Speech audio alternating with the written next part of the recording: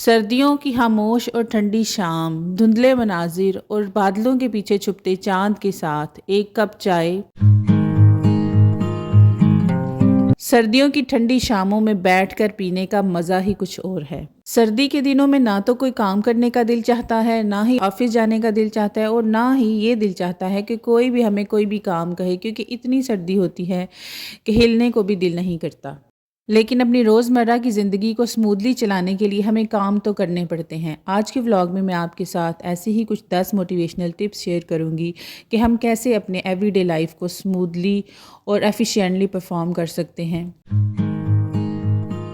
उम्मीद करती हूँ आपके लिए हेल्पफुल रहेंगी। अस्सलाम वालेकुम, क्या हाल चाल है और कैसे हैं सब। उम्मीद करती हूँ सब खैरियत से होंगे। अल्हम्दुलिल्लाह मैं भी ठीक ठाक हूँ। आज के व्लॉग में मैं आपके साथ शाम की एक कुकिंग रूटीन शेयर करूँगी, अपनी किचन की क्लीनिंग की रूटीन शेयर करूँगी और साथ ही साथ अपने बच्चों के लिए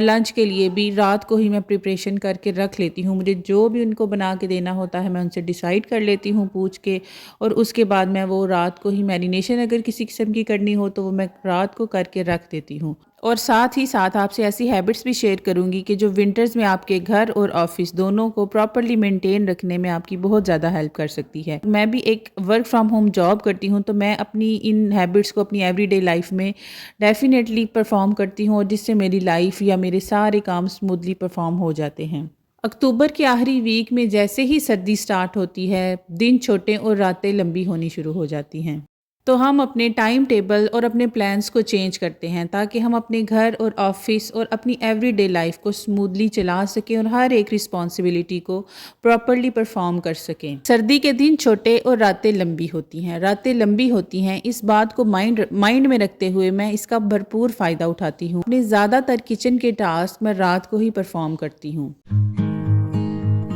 ट्रस्ट मी, अगर रात को किचन से निकलने से पहले सिर्फ आधा घंटा हम अपनी किचन में स्पेंड करें और अपने किचन की क्लीनिंग ऑर्गेनाइजिंग में लगाएं, तो आने वाला जो दिन होता है ना, अर्ली मॉर्निंग में जब बच्चों को भी स्कूल जाना है, हस्बैंड ने भी स्कूल जाना है, आपकी अपनी भी एक रूटीन लाइफ है, तो आपको उस हसल बसल और भाग दौड़ से आपकी बहुत हद तक जान छूट जाती है। आप चाहे एक हाउसवाइफ हैं या एक वर्किंग लेडी हैं, अपने बच्चों को अपने साथ कामों में लाजमी अटैच किया करें। इससे एक तो आपके बच्चों को भी सीखने को मिलेगा और दूसरा इससे प्लस पॉइंट ये है, क्योंकि मैं अपने बच्चों के साथ ये काम करती हूँ, तो मैंने काफ़ी हद तक देखा है कि जब बच्चा आपके साथ काम कर रहा होता है तो वो आपके साथ अपने दिल की बहुत सी बातें हैं, अपने स्कूल की, अपनी ट्यूशन्स की, अपने फ्रेंड्स की बहुत सी बातें वो आपके साथ शेयर करता है। तो इससे एक तो बच्चे के साथ आपकी एक बॉन्डिंग भी डेवलप होती है और दूसरा आप अपने बच्चे को एक चीज़ सिखा भी रही होती हैं। अगर आप एक फुल टाइम होम मेकर है, मींस कि आप अपने घर पे ही रहती हैं या आपकी कोई सोशल एक्टिविटी नहीं है और आपके हस्बैंड या आपके बच्चे मॉर्निंग टाइम पे लंच लेकर जाते हैं, तो उनसे रात को ही पूछ के डिसाइड कर लिया करें कि आपने क्या लेकर जाना है और उसकी ना जो मैरिनेशन है या जो भी कटिंग चॉपिंग आपने करनी है वो रात को ही करके रख लिया करें। और साथ ही साथ जो नाश्ता भी उन्होंने करना है उसके बारे में भी डिसाइड करके रात को ही रख लें, ताकि आपको जस्ट सुबह उठें, किचन में जाएं और आपकी सारी मैरिनेशन रेडी हो, कटिंग चॉपिंग हुई हुई हो, तो आपका जो टाइम है ना वो बहुत हद तक बच जाता है और सुबह की भाग दौड़ से भी हम बच जाते हैं।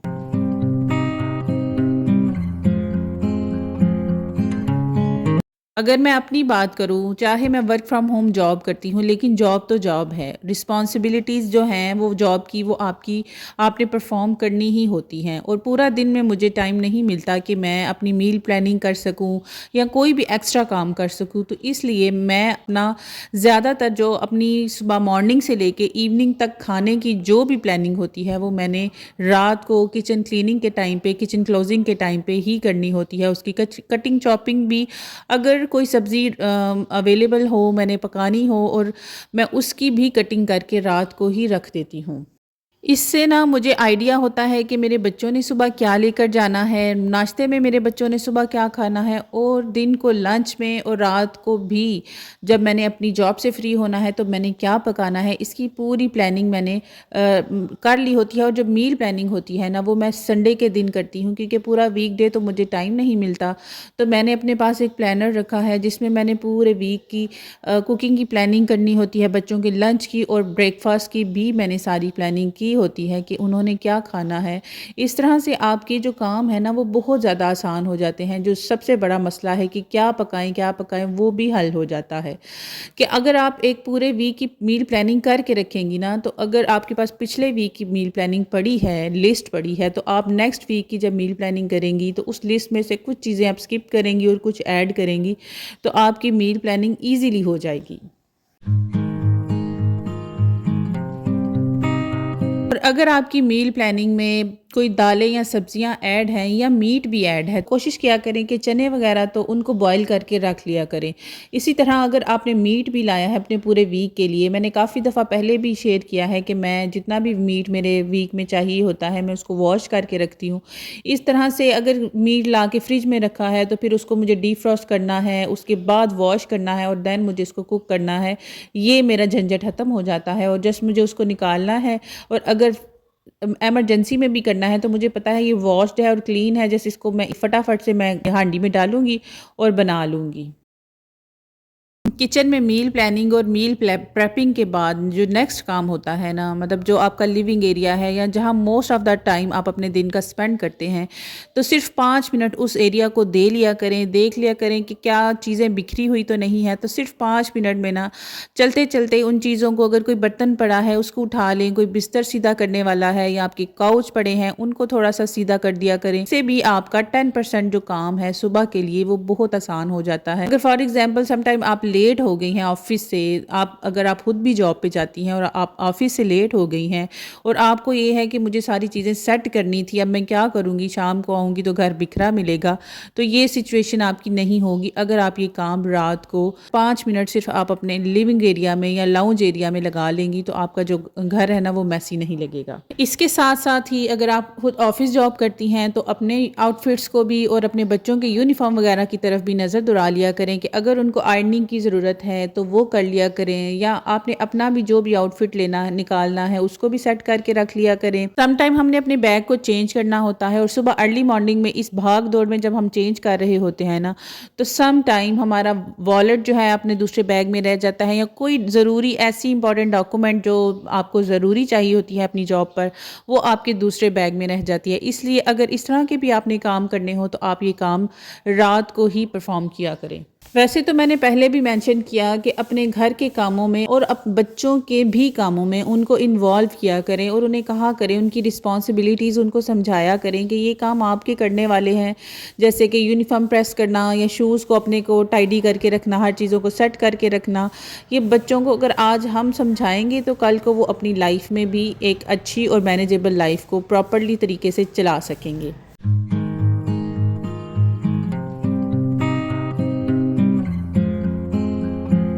सर्दियों के दिनों में कोशिश किया करें कि ऐसी ग़िज़ाएँ लें जो हमारी बॉडी को वार्म रखने में हमारी हेल्प करती हैं, क्योंकि अगर हम अच्छा खाएंगे तभी हम अच्छा अपनी बॉडी को एक्टिव रख सकेंगे और अपने हर काम को एफिशिएंटली परफॉर्म कर सकेंगे। और साथ ही साथ अपनी बॉडी और अपनी स्किन केयर का भी प्रॉपर्ली ख्याल रखा करें, क्योंकि विंटर्स में स्किन इतनी ड्राई हो जाती है, क्योंकि सर्दी सिर्फ सर्दी ही आ रही है, ड्राई सर्दी है, बारिश हो नहीं रही, तो इस वजह से स्किन, आपके हाथ पाँव इतने ड्राई हो जाते हैं। और जब दिन में 5 टाइम वज़ू किया जाए, वज़ू के बाद जब हम बस नमाज़ पढ़ती हैं और उठ जाती हैं तो मॉइस्चराइज़ नहीं करती अपनी स्किन को, तो हमारी स्किन भी ख़राब होनी शुरू हो जाती है। तो मैं क्या करती हूँ कि जब भी नमाज़ पढ़ने बैठती हूँ, नमाज के साथ जो भी मैंने अपने अज़कार करने होते हैं जाए नमाज पर बैठ के, मैंने उस टाइम पे मैं अपने मॉइस्चराइज़र को भी साथ रख लेती हूँ और साथ अपने मॉइस्चराइज़र से अपने हाथों पैरों की अच्छे से मसाज कर लेती हूँ। इससे जो मेरे अज़कार हैं वो भी हो जाते हैं और थोड़ा सा मैं अपनी स्किन केयर समझ लें या अपनी हाथों पैरों को मॉइस्चराइज़ कर लेती हूँ। इससे 2 काम हो जाते हैं, क्योंकि नमाज के टाइम पे तो हमने कोई और काम करना नहीं होता, तो जब हमने बैठ के उधर जाए नमाज पे अपने अज़कार, ज़िक्र अज़कार करने हैं रात के टाइम पे, तो एट लीस्ट रात को अपने हाथों और पैरों को अच्छे से मॉइस्चराइज़ करके तो फिर सोया करें, ताकि सुबह को आपको जो आपकी स्किन है ना वो सॉफ्ट और साफ़ सुथरी मिले। तो इसी तरह मैं अपने बच्चों को भी कोशिश करती हूँ कि रात के टाइम पे उनकी स्किन को, उनके हाथों पैरों को, जब वो वज़ू करके नमाज़ पढ़ते हैं तो प्रॉपर्ली मैं उनके हाथों पैरों को मैं उनको कहती हूँ कि आप मॉइस्चराइज़ करें, मॉइस्चराइज़र लगाएं। इसमें बच्चों की भी अंदर एक हैबिट डेवलप होती है, वो भी अपनी सेल्फ़ केयर की तरफ ध्यान देते हैं। वो देखते हैं कि मामा ये काम कर रही हैं तो हमने भी ये काम करना है। और जब आप उनको मोटिवेट करेंगे कि बेटे स्किन अच्छी नहीं लगती, कितने मैंने ऐसे बच्चे देखे हैं कि जिनकी स्किन जो है वो फटी होती है, लिप्स की कोई हालत नहीं होती,